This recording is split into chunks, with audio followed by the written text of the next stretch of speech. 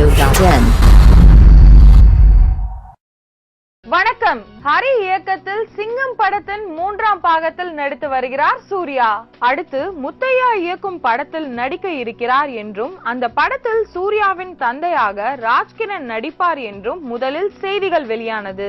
அடுத்து வெளியான செய்திகளில் சிங்கம் 3ஆம் பாகம் படத்திற்கு பிறகு சூர்யா நடிக்க உள்ள படத்தை இயக்க போவது விக்னேஷ் சிவன் என்றும் அதன் பிறகே முத்தையா இயக்கும் படத்தில் சூர்யா நடிப்பார் என்றும் தெரிவித்தனர்.